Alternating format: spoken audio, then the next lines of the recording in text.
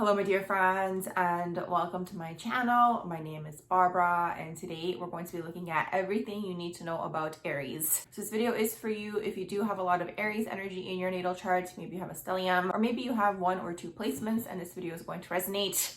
Or if you're a cross watcher, welcome as well. So let's go ahead and get started with the ultimate basics. Aries is ruled by the first house, by the planet of Mars, the god of war. A lot of anger going on in there, a lot of aggression, a lot of passion as well. We'll get into that shortly. It is also a cardinal fire sign. What does this mean? All of the cardinal signs are the first of the season. So they're going to be the go-getters. They're going to be the initiators. They're going to be the natural born leaders for Aries already because you guys are the first house. You guys are going to already be a natural born leader. For Aries, you guys are going to be ruling the head in terms of the body part that the Aries sign does rule. And also for you guys in tarot, you guys are represented by the Emperor card. What is the Emperor card? It is a man sitting on his throne. The Emperor is the king, the leader, the number one in the whole village back in the day, at least. So these are a few introductory things about the Aries energy. Overall, you guys are going to be natural born leaders. You guys are going to be go-getters. You guys are going to be very, very aggressive in terms of your goals. Now, sometimes they can fall into the shadow, and I know the Aries energy being that first house does not like to hear about shadows, but for each of the signs, I have been saying what the light side and the shadow side is, because usually what tends to happen is when you have this energy in your natal chart, any energy, any of the signs, it's like if it's not being expressed in the divine form, it's going to go in the shadow form because regardless, the energy has to come out. So the best thing with astrology is that it helps us learn all about ourselves and how we can take advantage of the energy that we have in our natal charts. So for the Aries energy, like I said, you guys are going to be very much go-getters. I find that the Aries energy does stumble into things before they are ready. A lot of the time, psychically, I see them as a baby learning to walk. The baby's so persistent, gets up, falls down, gets up, falls down. It doesn't care because it's like, I have this goal in mind, like I'm gonna do it today. I mean, I'm just assuming that that's what the baby is thinking.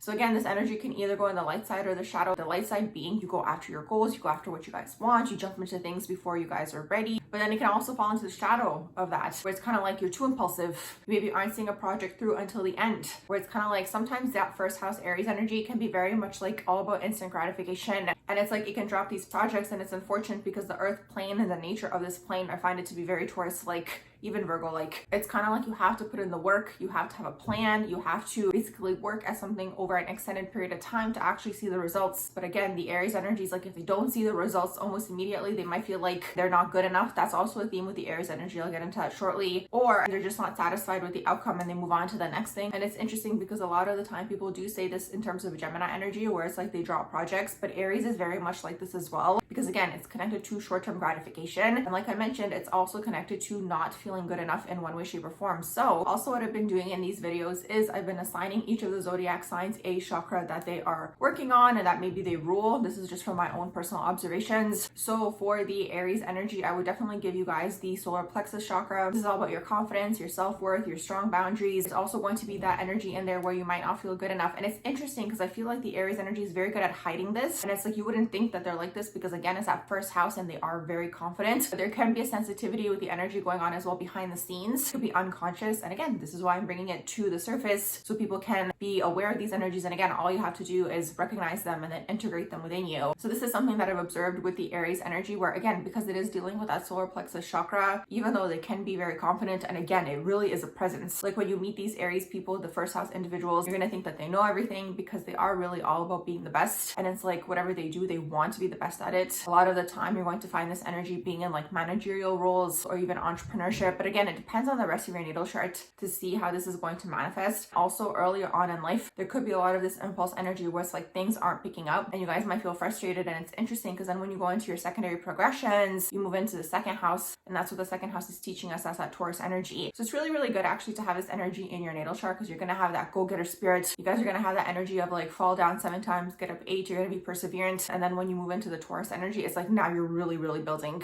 And it's kind of like because we do go through these progressions, the earlier part of your life can be very much, again, impulsive, starting this thing, starting that thing, maybe not retaining your attention, maybe not getting, again, that gratification that you guys are seeking. It deals with the ego, especially the solar plexus chakra. So solar plexus chakra also deals with the ego. So this could be another thing that you guys do struggle with. Maybe your ego and your pride could get into the way of certain situations. Maybe you guys might think you're always right. It's that first house energy in terms of the zodiac, but also in terms of tarot. It's like when we look at the hero's journey, the beginning of the hero's journey is going to be the Fool. So that's kind of what's going on with the Aries energy. Doesn't mean you guys are fools. It's not this. It's just like like it's that innocence, it's that naivete energy that you guys do carry within you. It's almost like pure, it's childlike in a sense. Again, it does not mean you guys are immature. It's just, again, it's just very youthful. It's a childlike energy. And this is why you guys can be impulsive. So when you guys are younger, again, you could be very reactive. And unfortunately, the Aries energy, because you guys are ruled by Mars, conflict is going to be a huge theme in your lives. Sometimes I've noticed with Aries energy, they like start conflict just because they're bored. Because it's interesting to see, because this energy of like anger can also be used as passion, at least from what I've observed. I find the emotion of anger and passion to be very similar within the body. So it's kind of like you guys want to take that energy, the anger that you guys might have within you, and put it into passion. And it's kind of like, again, if it's not going into like a passion project, or you guys aren't doing something you're passionate about, you can go into the shadow and then be angry in terms of like, again, creating dramas and all these sorts of things. Because it's like, again, that energy has to come out. It kind of ties back into what I was originally saying to you guys about the shadow traits. All these energies, we have them within us. This is why astrology is amazing to learn. And it's like you have this energy within you, so you have to figure out a way to channel that energy. And obviously we always want to channel it in a positive sense, because otherwise at the end of the day, like any sort of shadow aspect or negative trait or anything that's taking place is to our own detriment. So it's kind of like that with that Fool card. It's like you guys are jumping into the wild. You guys don't know what's there. You guys are, again, going to be fearless in the sense, even to people around you, you guys might kind of be like, oh, let's try this thing and let's try that thing and let's go to this place. It's like an excited kid, but then at the same time, it can fall into an inconsistency energy, because you guys can be very much ruled by your emotions. And it's interesting because you wouldn't think that Aries, being a fire sign, is going to be an emotional sign. It's kind of like, as a society, when we say emotional, people automatically think that it's like a negative thing. I find the Aries energy to be very emotionally reactive. Sometimes this energy is kind of like, if there's an argument, they feel like they have to solve it right away. Or it's like, again, if they're more like in the underdeveloped version of Aries, it's like they might go off and like, again, start an argument with a person. They want to solve it right away and they won't leave that person alone until it gets resolved. Like, this is kind of what it is. They're like reacting on their emotions. It's that fire energy. And sometimes this energy can be intimidating if you really think about it, because it can be very penetrative. All of the fire signs, especially if they're in their shadow aspect, it's that solar plexus chakra that you guys are dealing with. The solar plexus chakra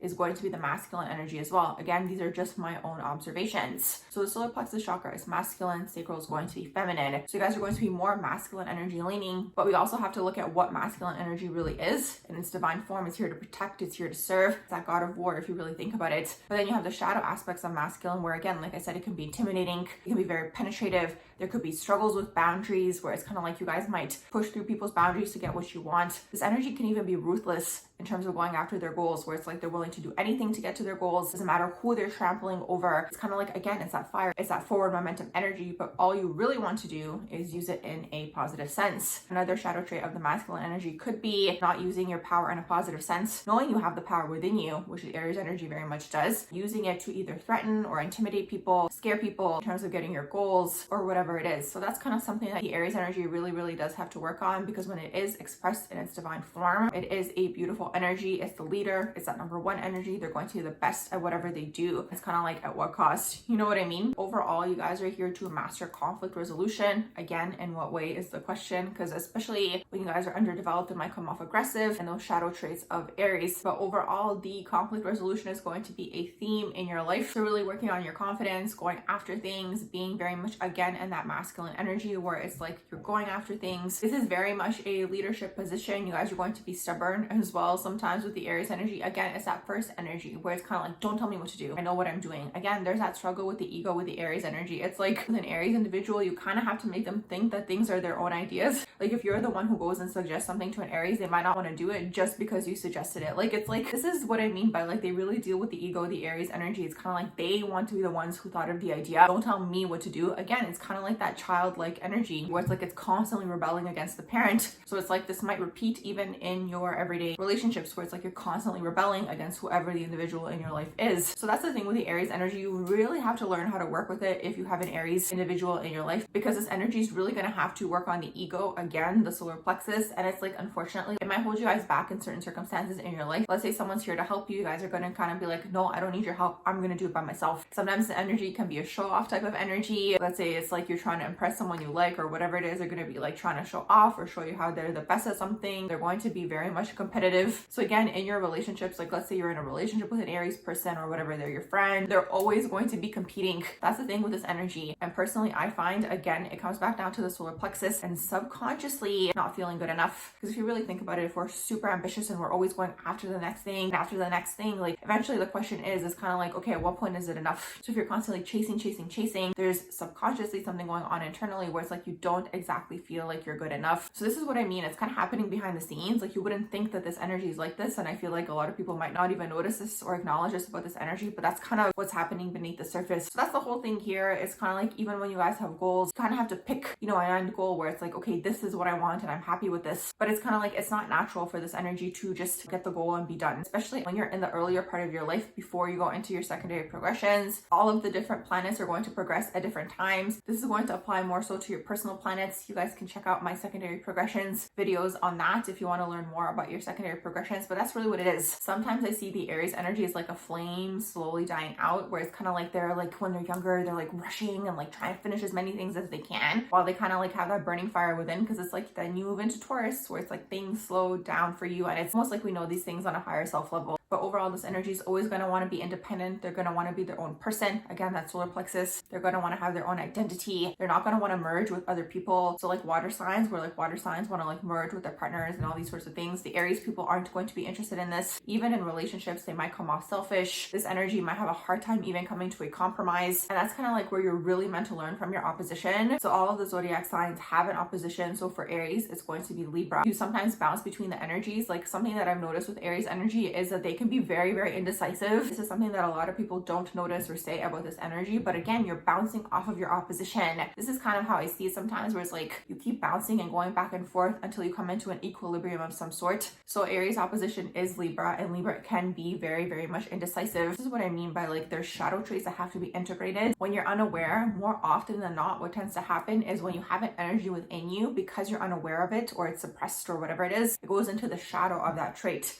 For whatever reason, this is what tends to happen, right? So it's kind of like you want to integrate it and go into the divine aspects of that trait. So that's kind of what Aries and Libra are teaching each other. And you'll notice these two individuals are going to always manifest each other into each other's lives. Libra people are going to manifest Aries people because Libra is meant to learn about boundaries. And then Aries is going to manifest Libra people because Aries is meant to learn about compromise. So this is kind of how the energies can bounce off of each other. If you guys want to learn more, I do have a video on oppositional energy. So you guys can check that out, the Aries Libra opposition and what this means. But this is the overall idea here. Sometimes Aries individuals might get labeled as selfish. One more quick thing that I do want to add is all of the fire signs are subconsciously always trying to get the attention of the father in one way, shape, or form. There may be issues surrounding the father. All of the fire sign energies are going to be more so masculine energy leaning. Does not matter whether you are male or female. If you have a lot of Aries energy in your natal chart, you're going to be masculine energy dominant, and subconsciously you're going to be trying to get the attention of the father. More often than not, the Aries energy has issues with the father in terms of kind of like who is the head of the house, if that makes sense, especially if you have either Aries in the fourth house or if you have an Aries moon. This might manifest throughout the mother. The mother could be more masculine, and there could be this ego battle going on with the mother. Maybe if you have Sun in Aries or you have Saturn in Aries, it could be that ego battle with the father taking place. But overall, this energy, when it's expressed in its divine form, it's a very beautiful energy. It's going to be very much go-getter, going after things that they want, starting things, initiating projects. You're going to be very much a leader and inspirational to people around you. So with that being said, my dear friends, I'm going to wrap up this video here. I do hope you guys enjoyed my video on everything you need to know about Aries. If you did, please do like, share, and subscribe, and I hope you all have a beautiful rest of the day.